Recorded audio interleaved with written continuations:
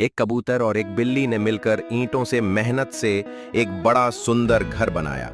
दोनों रोज मिलकर दीवारें उठाते, सीमेंट लगाते और शाम तक थक जाते।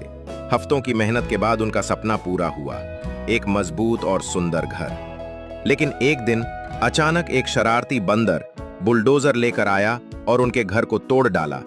कबूतर और बिल्ली हैरान रह गए और जोर जोर से रोने लगे। फिर वे तुरंत पुलिस के पास गए। पुलिस आई, बुलडोजर रोक दिया और बंदर को पकड़ कर ले गई। कबूतर और बिल्ली ने फिर से घर बनाने की ठानी और इस बार और भी मजबूत।